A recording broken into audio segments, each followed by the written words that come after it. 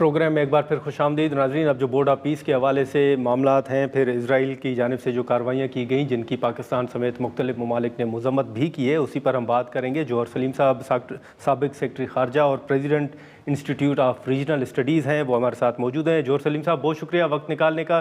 سر سب سے پہلے تو اب جو بورڈ آف پیس کی تشکیل ہوئی، پاکستان نے اس میں شرکت کا ایک فیصلہ بھی کیا، شمولیت کا فیصلہ بھی کیا. اب ایک اور اہم ڈیولپمنٹ ہے کہ بورڈ آف پیس کا اجلاس بھی ہونے جا رہا ہے. اب اگر ہم جو سیاسی لوگ ہیں ان کی بات کریں تو اپوزیشن کا ایک موقف ہے، حکومت کا ایک موقف ہے. آپ کیا دیکھ رہے ہیں سر اس میں؟ اگر پاکستان جاتا ہے، ابھی تک فیصلہ جو ہے وہ بھی آنا ہے، فارن آفس کی جانب سے بھی کچھ چیزیں سامنے آنی ہیں، اس میں کیا پیش رفت کی توقع کر رہے ہیں آپ؟ بورڈ آف پیس جو ہے یہ انڈر یونائٹڈ نیشنز ریزولوشن 2803 اس کے مینڈیٹ پہ قائم کیا گیا. آلدو کہ پریزیڈنٹ ٹرمپ نے کچھ بیانات ایسے دیے ہیں جس سے لوگوں کو لگ رہا ہے کہ it's quite a curious construction, لیکن پاکستان اس میں گڈ فیتھ کے ساتھ اور ایک پازیٹیو انٹینٹ کے ساتھ پاکستان نے جوائن کیا، اور اکیلے جوائن نہیں کیا. وہ جو 8 ملک تھے جو مسلمان ملک جن کو پریزیڈنٹ ٹرمپ نے کنسلٹیشنز کے لیے بلایا تھا 20 پیس پوائنٹ پلان پہ، تو 20 پوائنٹ پیس پلان پہ، تو اس میں وہ سارے جو 8 ملک تھے انہوں نے اکٹھا جوائن کیا. پاکستان 8 ملکوں میں شامل ہے اور ظاہر ہے بہت نمایاں ہے.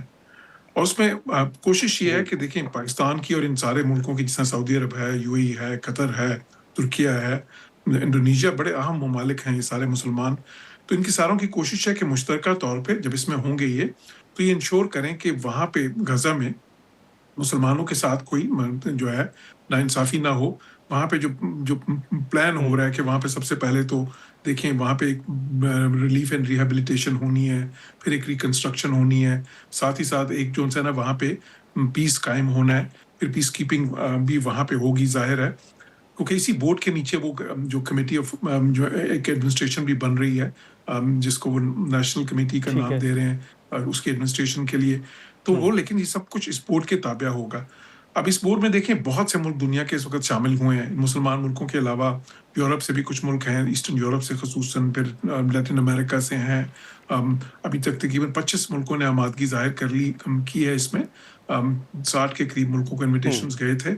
تو ان 25 میں سے آلریڈی جو ایک تقریب ہوئی تھی جب WEF جو ورلڈ اکنامک فورم کی جو میٹنگ تھی اس کے دوران، تو اس میں انہوں نے باقاعدہ سائن کیے. اب اس کی پہلی میٹنگ جو ہونے کو جا رہی ہے وہ فیبری کو ہے، 19 فیبری کو، اور یہ واشنگٹن میں ہوگی. وہ اس کا ایک سیکریٹریٹ وہاں پہ قائم کیا جا رہا ہے جس کو وہ ایک بلڈنگ ہے ڈونلڈ ٹرمپ کا جو ہے انسٹیٹیوٹ فار پیس، تو اس میں اس کا سیکریٹریٹ قائم ہوگا. نہیں لیکن جوہر صاحب، ایک طرف تو بورڈ آف پیس کی تشکیل ہوئی، اب اہم اجلاس ہونے جا رہا ہے، لیکن دوسری طرف اگر آپ دیکھیں تو اسرائیل کی جانب سے ابھی بھی معاہدے کی خلاف ورزیاں ہو رہی ہیں. پاکستان سمیت مختلف ممالک نے مذمت بھی کی ہے. تو آپ سمجھتے ہیں کہ ایک طرف اتنی بڑی پیش رفت ہے لیکن دوسری طرف اسرائیل ابھی بھی نہیں رک رہا؟ جی آپ نے بالکل صحیح کہا، بہت اہم ہے، کیونکہ جب سے سیز فائر ہوئی ہے اس وقت بھی، اس وقت سے لے کے ابھی تک کوئی 550 کے قریب کیجولٹیز ہو چکی ہیں پیلسٹینین سائڈ پہ. بہت ساری وائلیشنز اسرائیل کر رہا ہے. لیکن دیکھیں یہی چیز تو ضروری ہے، پھر اگر مسلمان ملک اس میں نہیں ہوں گے بورڈ آف پیس میں، تو پھر وہ کیسے انشور کر سکیں گے کہ جو انٹرسٹ ہیں پیلسٹینینز کے، وہ پیلسٹینینز کے انٹرسٹ کو وہاں پہ سیف گارڈ کریں. تو مسلمان ملکوں نے یہ سوچا کہ اس میں ہونا بہتر ہے نہ ہونے سے، کیونکہ جب آپ اس میں ہوں گے اور آپ یہ جو پروسیس کو آپ جب سپروائز کرے گا بورڈ، تو اور خصوصاً کیونکہ مسلمان ممالک سارے مل کے گئے ہیں اکٹھے اس میں، تو ان کا ایک ویٹ ہوگا وہاں پہ، اور بہت سی چیزوں پہ وہ ایک بڑا ڈیسائسو رول پلے کر سکیں گے. اور دیکھیں مسلمان ملک صرف اس لیے نہیں گئے کہ صرف غزہ کے معاملے میں، اس لیے بھی گئے کہ یہ جو 20 پوائنٹ پیس پلان ہے اس میں ایک روڈ میپ بھی ہے. ایک پوائنٹ جو ہے اس کے بارے میں ہے کہ ایونچولی ایک روڈ میپ دیا جائے گا فلسطین اسٹیٹ بننے کے لیے. تو یہ جو ہے مسلمان ملکوں کے لیے بہت اہم ہے. پاکستان کی تو ایک لانگ سٹینڈنگ پوزیشن ہے اس پہ کہ ہم تو چاہتے ہیں کہ ایک آزاد فلسطینی ریاست بنے انڈر دا 2 اسٹیٹ سولوشن. اور ظاہر ہے کہ اس کے لیے پاکستان جہاں پہ بھی جس فورم میں بھی کچھ بھی کنٹریبیوٹ کر سکتا ہے، پاکستان کرنا چاہتا ہے.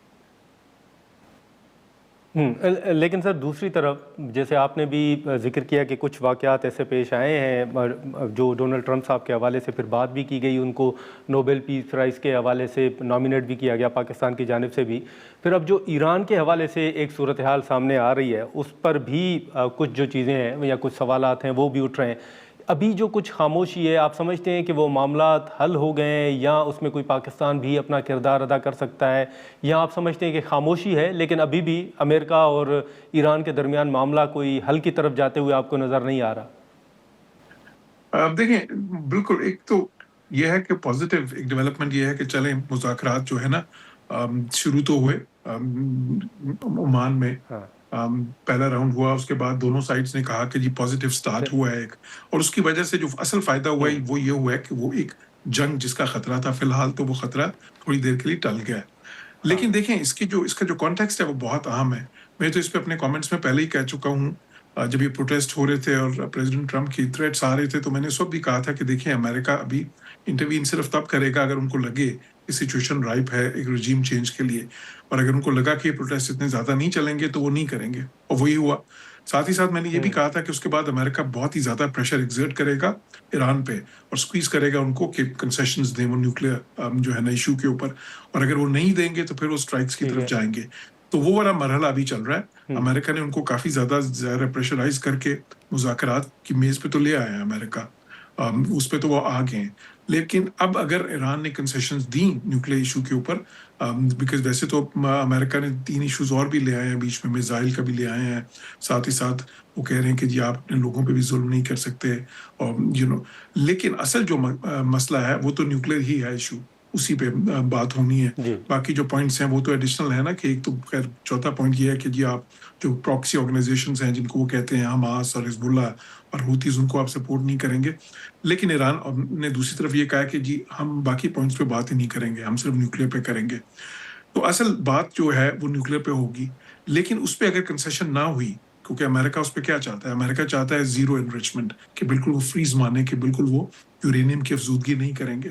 اگر یہ چیز ایران نے نہیں مانی یا ایٹ لیسٹ وہ اس پوزیشن سے آگے نہیں گئے جو کہ JCPOA میں انہوں نے ایکسیپٹ کی تھی 2015 میں، اور وہ امریکہ نے اس سے وڈرا کر کے اس کو ختم کروایا تھا، تو اب اگر اس سے زیادہ آگے کچھ ان کو کنسیشن ملے گی تو پھر ہی امریکہ ایکسیپٹ کرے گا۔ اگر وہ نہیں ملے گی تو پھر امریکنز جو ہیں ان کی دیکھیں ان کی تیاری تو پوری ہے، پھر وہ لمیٹڈ سٹرائکس ایٹ لیسٹ کر سکتے ہیں، خصوصاً ان کے جو کر نیوکلیئر سکتے ہیں، سائٹس ہیں اور میزائل سائٹس ہیں ان پہ۔ تو میں یہ سمجھتا ہوں کہ خطرہ تھوڑی دیر کے لیے تو ٹھیک، ٹلا ہے، لیکن اب یہ سارا تھوڑی ان دیر، مذاکرات پہ ہے کہ وہاں پہ کیا ہوتا ہے، اس میں مذاکرات کی میز پہ کیا بات چلیں بنتی ہے کہ چلیں نہیں۔ چلیں ٹھیک ہے جوہر سلیم صاحب، بہت شکریہ سر وقت نکالنے کا۔ تو ناظرین، جوہر سلیم صاحب کی گفتگو آپ نے سنی، جو اہم ڈیولپمنٹس ہیں وہ ابھی آنے والے دنوں میں آبویسلی آنی ہے، اور فارن آفس کی جانب سے بھی شرکت کے حوالے سے اور جو پاکستان کا موقف ہے اس حوالے سے ابھی چیزیں سامنے آنی ہیں۔ آج کے پروگرام میں اتنا ہی، اجازت دیجیے، اللہ حافظ۔